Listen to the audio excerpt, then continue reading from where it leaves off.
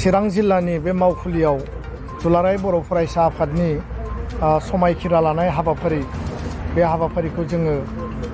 गोदानै दाफुंजानाय दुलाराय बर' फरायसा आफादनि गासै बिबानगिरि बिथांमोनजों लोगोसे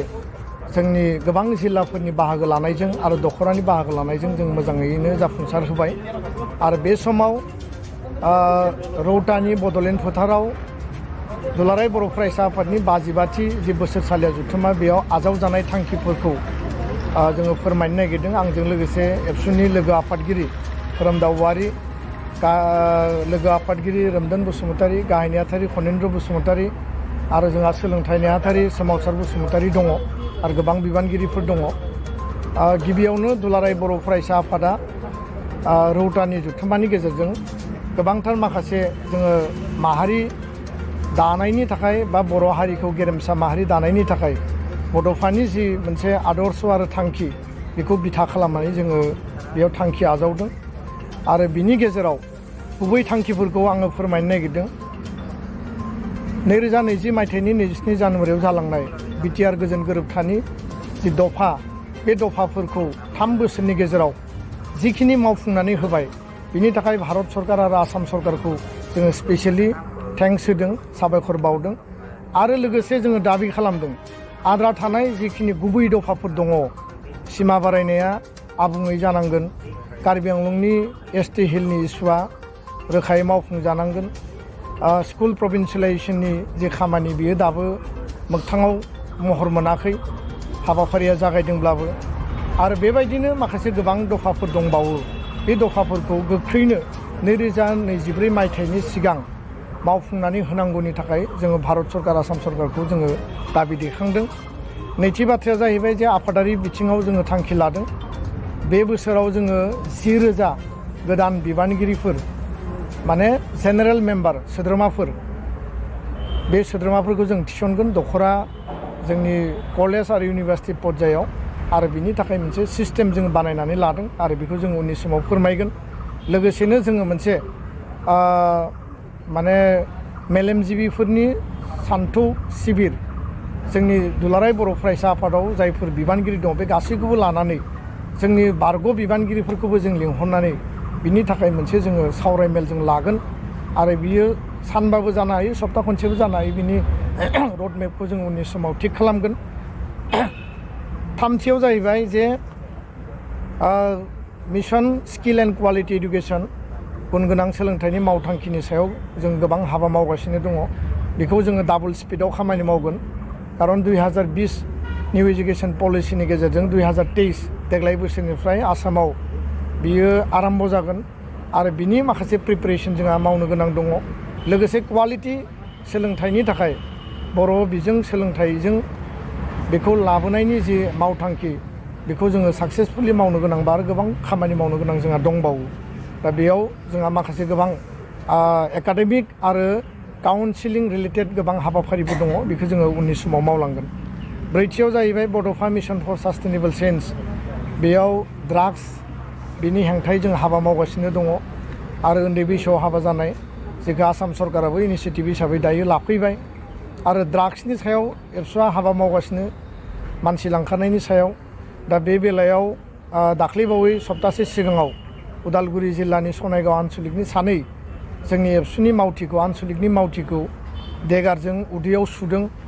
ड्राग्स जाग्राफोरखौ बुजायनो थांनायावनो बिथांमोनखौ आक्रमन खालामदों। जाय दायनिगिरिफोर बिथांमोनखौ हमनांगौ आरो आयेन बायदियै गोख्रों साजा होनांगौ आरो बिथांमोनखौ नेम केयार हस्पिटालाव सिकित्सा खालामनाय जादों, फाहामथाय होनाय जादों। दा बिथांमोना आउट अफ डेन्जारब्लाबो बिथांमोना सिरियास इन्जुरि जादों उदैयाव आरो बियो जोंनि थाखाय गोरलै बाथ्रा नङा। दा बेखायनो जिकुनु प्रकारै जोङो आनकमप्रमाइजिं भाबै ड्राग्सखौ होबथानो थाखाय गैया खालामनो थाखाय जों हाबा मावलांगोन। बे एबसु आरो जोंनि टिमनि डिसिसन। बाथियाव जाहैबाय हा हुनि बाथ्रा। फरेस्ट राइट एक्टनि गेजेरजों हानि अधिकार मोननांगौ बिनि थाखाय आसाम सरकारखौ दाबि दैखाङो बसुन्धरा आसनिनि गेजेरजों ट्राइबेलफोरा 50 बिगा हा मोननांगौ बिनि थाखाय आसाम सरकारखौ जों दाबि दैखांदों आरो लोगोसेनो ट्राइबेल बेलेन्ड ब्लकखौ रैखाथि होनांगौ आरो बेलेन्ड ब्लकआव एनक्रच खालामनाय इलिगेल एनक्रचारफोरखौ होखारनांगौ बे मोनथाम सरकारनिसिम जों दाबि दैखांदों ससिय' कालचारेल आरो पलिटिकेल जोंहा मोनसे थांखि दङ क'क्राझार लकसभा समस्ति बे लकसभा समस्तिखौ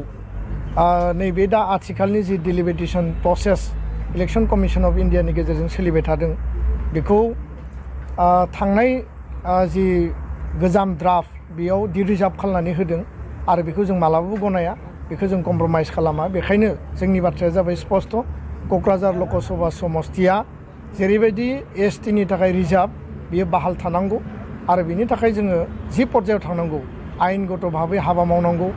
आरो डेम'क्रेटिक पन्थानि लामा लानांगौ जों बे पर्यायसिम थांनो थाखाय जोङो रेडि आरो बिनि थाखाय सरकारखौ जों अलरेडि मिथिहोनाय जाबाय आरो खावलायनाय आरो दाबिखौ जोङो लाखिदों बेजों लोगोसे आसामनि गामसाया बा असमिया हारिनि गामसाया जेरैबायदि GI टेग रिकगनिशन स्टेटास मोनबाय बर'नि आर'नाइ आरो गुबुन गुबुन बर'नि जिखिनि ट्रेडिशनेल दोरोङारि जिखिनि जोंनि गाननाय जोमनाय दानाय लुनाय बा जोंनि जानाय लोंनाय माने बिथिंफोर दङ बियो मर्यादा मोननांगोन आरो दिनैनि बे मेलनि गेजेरजों आर'नाइखौ रिकगनिशन आरो स्टेटास होनांगौनि थाखाय कनसार्न अथरिटिखौ जोङो दाबि दैखांदों आरो खावलायदों आरो बिनि गेजेरजों बर' हारिनि आइडेन्टिटिखौ प्रिजार्भ खालामनांगौ आरो आर'नाइया जोंनि नंगुबै बेखौ जोङो बेंथानानै बा जों बेखौ गोग्गानायजों जोङो बोजबनानै लाखिनांगौनि थाखाय जोङो बेखौ दाबि दैखाङो गोजोन आरो माने अनलायनायनि जि मोनसे थासारि सान्ति सुक्तिनि उनाव गोजोन गोरोबथानि उनाव जों आथिखालाव नुनो मोन्दों जे गोबां माखासे बेबायदि थासारिफोर दिनै सोमजिदों थांनाय 10 दिनाव चिरां आरो क'क्राझाराव मोनथाम डकाइटि इन्सिडेन्ट जादों सिलाइ दिन्थिनानै डकाइट खालामनाय आरो माखासे मिसक्रियेन्टफोरा बे खामानिखौ मावनाय जों नुदों सोर मावदों मानो मावदों जों मिथिया नाथाय जायफोरा मावदों बेबायदि गोजोनखौ सिमफायनाय आरो असान्ति लाबोनायनि जि थासारि खालामनो नागिरदों आनरेस्ट खालामनो नागिरदों बिनिफ्राय बिथांमोना जाहाथे गोजानाव थायो जों दुलाराय बर' फरायसा आफादनिफ्राय आरो बर' हारिनि जानानै जों बिथांमोनखौ खावलायदों आरो गुबुन फारसेथिंजाय जि मोनसे जाथाय जादों बिनि सायाव पुलिस प्रशासना आसाम सरकारा नखर बिफाना स्ट्रंलि इनभेस्टिगेशन खालामनांगौ आरो बिनि सायाव बेबस्था लानांगौ आरो दायनिगिरिनि सायाव स्ट्रं माने बे मिजार लानांगौ होननानै जोङो दिनैनि बे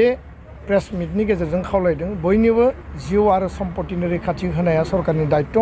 प्रशासननि दायित्व जों मिथियो जे आसामनि पुलिस प्रशासना बिराद स्ट्रं किन्तु बिथांमोना दिनै मानो दुर्बल जादों मानो फेलार जादों जों बुजिनानै मोनाखै आरो बेबायदि इन्सिडेन्टआ जाहाथे रिपिटेड जाया बिनि थाखाय जोङो सरकारखौ दाबि खालामदों गोजोन्थों।